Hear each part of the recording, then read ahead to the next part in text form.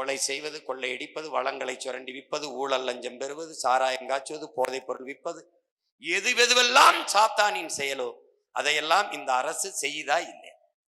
Not only திமுக, காங்கிரஸ் அரசு, BJP அரசு, அதிமுக அரசு, இந்த கட்சிகள் ஆட்சிகள் செய்து அது எந்த வழியில் இதுக்கு வாக்கு செலுத்தினாலும் அது சாத்தானுக்கு செய்கிற ஊழியமாகத்தான் அமையும். நீ சாத்தானின் பிள்ளைன்னு எப்படி சொல்ல? நான் சாத்தானின் பிள்ளைன்னு உடனே சொல்ல, நான் சாத்தானின் பிள்ளைய? நான் ஏன் உடனே சொல்றேன்? இறைவனின் இறை மக்களாக இருக்க வேண்டிய எண்ணரும் சொந்தங்கள் சாத்தானின் பிள்ளைகளாக மாறிவிட்டீர்களே என்ற ஆதங்கத்தை வெளிப்படுத்தினேன். எதுக்காக? இதுக்காக தான் சொன்னேன். இதுக்காக தான் சொன்னேன். ஒரு செயல், புனித செயல், இந்த திமுக அதிமுக ஆட்சியில ஒரு செயல், நாட்டின் பாதுகாப்புக்கு எல்லையில் நின்று சண்டை செய்து செத்து வர்ற உடலுக்கு 1 லட்சம் கொடுக்க துப்பு இல்ல, கள்ளச்சாராயம் குடிச்சு செத்தா 10 லட்சம் கொடுக்குது நாடுனா நீ எப்படின்னு பார்த்து என்ன நடக்குதுன்னு பாரு. மனநலம் பாதிக்கப்பட்ட ஒரு பெண், அவளை 12 பேர் 8 பேர் 9 பேர் சேர்ந்து வன்புணர்வு செஞ்சு அவளை, அதை இந்த நாடு வேடிக்கை பார்க்குது. எல்லாமே அநீதியா இருக்குது. இது எதனுடைய ஆட்சி? எதனுடைய ஆட்சி? நான் படிச்சதுல எனக்கு ரொம்ப வியந்தது, இறந்த பிறகு எங்கேயோ நரகம் இருக்கு சொர்க்கம் இருக்குன்னு தேடிட்டு இருக்க. யாருக்குடா தெரியும் இது இன்னொரு கிரகத்தின் நரகமா கூட இருக்கும்டாங்கிற அந்த பூமியை. ஏன்னா நீ நரகத்துல என்னென்ன இருக்குன்னு தெரியும், அதெல்லாம் இங்க இருக்கு. என்ன எங்க ஐயா சிரிக்கிறாங்க, அதெல்லாம் இங்க இருக்கு. என் உடன் பிறந்தார்களே, அதெல்லாம் இங்க இருக்கு.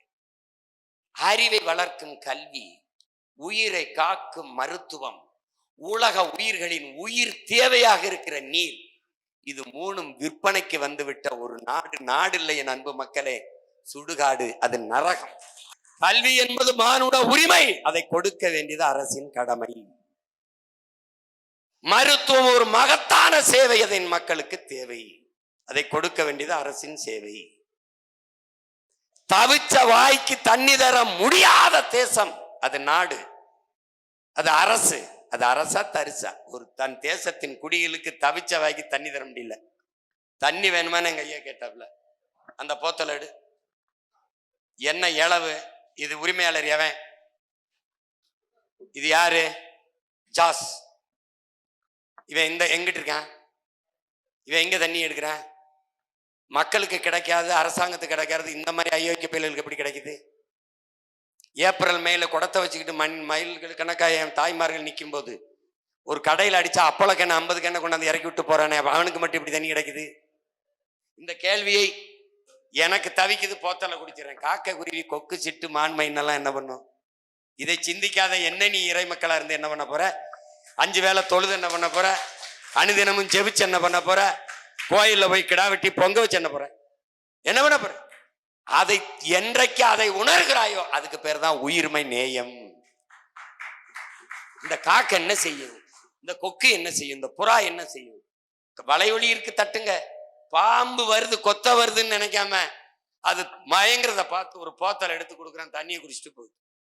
அணிலு பள்ளிக்கூடத்துக்கு ஒரு பிள்ளை அப்படி கும்பிட்டு கும்பிட்டு கும்பிட்டு தண்ணி கேட்குது. வேணா இருக்கு, நான் வேணா அனுப்புறேன், நாங்க பரப்பணும். குரங்கு ஓடி அந்த தண்ணிக்கு கும்பிட்டு கேட்குது. ஒரு மாடு, ஆடு எல்லாம் எவ்வளவு கஷ்டப்படுது தண்ணிக்கு பாருங்க. அந்த அத காட்டுறாப்ல, நாய் பைப்புல போய் நின்றுட்டு. இது வந்து நீ நினைச்சுக்கிட்டு இருக்க இது நாடுன்னு, சுடுகாடு, இது நரகம். என் தம்பி அன்னைக்கு மேடையில சொல்றாரு, வந்திருக்கவன் நல்லவனா கெட்டவனான்னு பார்க்காதீங்க, உண்மையானவனான்னு பாருங்கன்னு. கெட்டவன் எப்படா உண்மையா இருப்பேன்? நல்லவனா கெட்டவனான்னு பார்க்காதீங்க, உண்மையா இருக்கானான்னு பாருங்க. நல்லவன் உண்மையா இருப்பான், கெட்டவன் எப்படி உண்மையா இருப்பான்? கெட்டவன் உண்மையா இருப்பான் கெட்டதுக்கு. அப்ப எப்படி நீ உணர்ந்து பேசுறியா, அடுத்தவன் எழுதி கொடுத்து பேசுறியா? அவன் எழுதி கொடுத்தவன் முட்டாப்பையில இருக்கான்னு உனக்கு தெரியுதா இல்லையா? அவன் முன்னாடி நின்று கூடி இருந்தவன் கேட்க மாட்டான், உங்க அண்ணன் கேட்பானா இல்லையா? இதுக்கு பதில் சொல்லணும்ல. பிஜேபி கொள்கை எதிரி, திமுக அரசியல் எதிரி, அதுவல்ல கொள்கை. உன் கொள்கை என்னன்னு சொல்லு. பிஜேபிக்கு எதிராக இருக்கல நான் பாக்குறேன், அதான முக்கியம். அரசியலுக்கும் கொள்கைக்கு என்ன வேறுபாடு இருக்குப்பா சொல்லுப்பா. கொள்கை எதிரி, அப்ப கொள்கை வேற அரசியல் வேறைய. யாரா உனக்கு சொல்லி கொடுக்குறா யோகிக்கப்ப? யாரா அதெல்லாம்? எவன்டாவன்? நான் பல தடவை சொல்லிட்டேன், டே கொள்கையை மாத்து, இல்லை எழுதி கொடுக்குற ஆளப்பையில ஆளை மாத்து, அடுத்தவன் பேச்சு கேட்காத, ஒரு தடவை அண்ணன் பேச்சு கேளுன்னு பல தடவை சொல்லிட்டேன். அவனுக்கு ஏதாவது அறிவு தான் சொல்லி கொடுப்பான. கொள்கை என்ன, அரசியல் என்ன? சரி, கொள்கை எதிரி, அப்ப பிஜேபி அரசியல் செயல்பாடு ஏத்துக்கிறிய? திமுக அரசியல் எதிரி, அவன் கொள்கை நிலைப்பாட்டை ஏற்கிறிய? கொள்கை தானே அரசியலா இது? என்னது ஏன் கொள்கை இது? நான் சொல்றேன், நான் வந்தேன்னா இதை செய்வேன். என்னுடைய பொருளாதார கொள்கை தற்சார்பு, பசுமை, தாய்மை, பொருளாதாரம். என்னுடைய கல்வி கொள்கை தனித்திறன் ஆற்றலுக்கு முன்னுரிமை. ஒவ்வொன்றையும் நாங்க சொல்றோம், இப்படி செய்யறோம். இதுல இருந்து நான் மாறுபடுறேன். அதுதானே. சும்மா பிஜேபிக்கு எதிரி, பிஜேபி ஏன் எதிரி? ஏன் எதிரி? ஏன் அவன் மானுட குலத்தின் பகைவன்? ஏன் இவன் ஏன் குடிசையில் இருக்கான்? இவன் பசியோடு இருக்கான்? இவன் தீண்டத்தகாதவனா இருக்கான்? இவன் ஏன் தாழ்த்தப்பட்டவனா இருக்கான் என்றால் அவன் வாங்கி வந்த வரம், அவன் கர்மா, அவன் விதி என்று சொல்லும். அதனால சொல்ற நீ மனித குலத்தின் எதிரின்னு. கொரோனா நேரத்திலே என் உடன் பிறந்தார்களே, கொரோனா நேரத்திலே மக்கள் இடம்பெற முடியவில்லை. பல 100 மைல்கள் நடந்து நடந்து பல 300 கிலோமீட்டர் நடந்து வந்தார்கள். வரும்போதே பிரசவித்தவர்கள், இறந்த பிள்ளைகளில் தோளில் தூக்கி கொண்டு வந்தவர்கள் எல்லாம் இருக்கிறார்கள். இன்னும் காணொலியில் இருக்கு, நீங்க பார்க்கலாம். அப்பா அம்மா நிர்மலா சீதாராமன் அவர்கிட்ட, நிதியமைச்சர்கிட்ட கேட்கும்போது, அவர்கள் ஊடகவியலாளர் கேட்கும்போது, மக்களை இப்படி துயரப்பட விட்டுட்டீங்களே, நீண்ட தூரம் இப்படி இடம்பெற முடியாத போக்குவரத்து வசதி இல்லாம நடக்க விட்டுட்டீங்களேன்னு கேட்டதுக்கு அவங்க சொன்ன பதில், இப்ப சீமான்ட கேட்கிறாங்க. நான் சொல்றேன், உண்மையிலேயே வலி மிகுந்திருக்கு, மிகுந்த வேதனை இருக்கிறது. அந்த மக்கள் கால் வலிக்க நடந்து போற அந்த வலியை நாங்களும் உணர்கிறோம். அவர்கள் கூடவே நடந்து செல்கிறோம். அந்த துயரத்தில் நாங்களும் பங்கேற்கிறோம். இது தவிர்க்க முடியாத ஒரு பேரிடர். இதிலிருந்து நம் நாட்டு மக்கள் மீண்டு வருவோம். நம்பிக்கையோடு பயணியுங்கள். இது எதிர்பாராத ஒரு பேரிடராகிவிட்டது. உங்களுடைய துயரத்தை நாங்கள் பகிர்ந்து கொண்டு பங்கேற்கிறோம். முழுக்க முழுக்க எங்கள் அரசு உங்களோடு நிற்கிறது, உங்களுக்கு பாதுகாப்பா நிற்கிறது என்று பேசுவது எப்படி இருக்கும்? இது யார் பேசியிருப்பா? நாம. அவங்க என்ன பேசுறாங்க? அவ்வளவு அக்கறை இருந்தா நீங்க கூட போய் அவங்க லக்கேஜை வாங்கிட்டு கூடவே நடங்களேன். இந்த சிந்தனை மனித குலத்திற்கு எதிரான சிந்தனை. விளங்குதா? இப்ப எந்தெந்த இடத்துல மாறுபடுறோம்னு. நீ வணங்குகிற சாமியை பத்தியே கவலைப்பட்டுக்கிட்டு இருப்ப. நான் வாழுகிற பூமியை பத்தி கவலைப்பட்டுக்கிட்டு இருக்கேன். எனக்கு கும்பிடுறதுக்கு கோடி சாமி இருக்கு, வணங்குறதுக்கு கோடி சாமி இருக்கு, வாழ்றதுக்கு ஒரே ஒரு பூமி தான் இருக்கு. எவ்வளவு வித்தியாசம் இருக்கு பத்தியெல்லாம். நீ கோயிலை விட்டு வெளியில வர மாட்ட, என் குடிசைக்கு வர மாட்ட. இங்க இருக்கிற இந்த தூரத்தை நீங்க கணக்கு கவலை பண்ணும். அதை விட்டு மண்ணு வெட்டி போறது, மலை வெட்டப்படுறது, கடலுக்குள்ள பிளாஸ்டிக் குப்பை நிறையிறது. இந்த நாடு என் நாட்டு மக்கள் காற்றை சுவாசிக்காமல் கந்தக தூசியை சுவாசிக்கிறது, குடிக்க நீர் இல்லாமல் அல்லாடுவது, உணவு இல்லாமல், விளைய வச்ச உணவுப் பொருளை சேமிக்க உணவு கிடங்கு இல்லாமல், இந்த நிலையில் இருக்கிற மக்களுக்காக இந்த ஆட்சிகள் கட்சிகள் பேசாது. அதனால இந்த கட்சிகள் நிலைப்பாடு கொள்கையிலிருந்து நாங்கள் மாறுபடுறோம்ங்கிறது மாற்று. அதை பத்தி பேசாம சும்மா இந்த சாமியார் சரியில்லை, இந்த சாமியார் சரியில்லை, ஏன் சரியில்லை, இதனால சரியில்லை, இந்த சாமியார் சரியில்லை, அப்ப எந்த சாமியார் சரியில்லை? அந்த சாமியார் சரி இல்லை, இந்த சாமியார் சரி, இந்த சாமியார். எதையாவது ஒண்ணு சொல்லணும்ல. சரியில்லை என்று சொல்வது எவனும் சொல்லுவான்.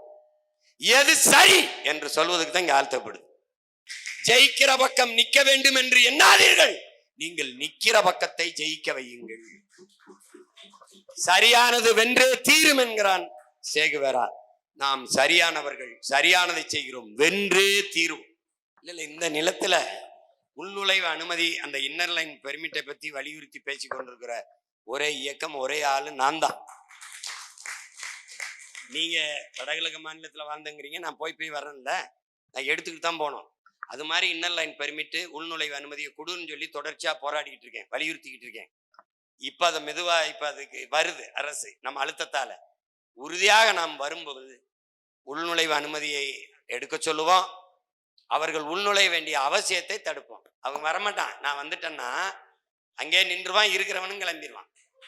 உங்களுக்கு புரியுதா? கிறிஸ்தவ மதம் மாத்திருக்கணும் அப்படின்னா வெள்ளைக்காரன் இந்த நாட்டை ஆண்ட காலத்துல அவன் அவ்வளவு இராணுவ வலிமை வச்சு அவ்வளவு அடக்குமுறை ஒடுக்குமுறையை வச்சிருந்தவன் மொத்த பேருமே கிறிஸ்துவரா மாத்திருக்கலாம். ஆமா, பாபர் நினைச்சிருந்தா அவர் எல்லா பேரையுமே கிறிஸ்தவ இஸ்லாமியனா மாத்திருக்கலாம். அது செய்யல. இங்க இருக்கிற மக்களுக்கு இப்ப அரசியல் செய்யறவர்களுக்கு இது ஒரு கருவியா இருக்கு.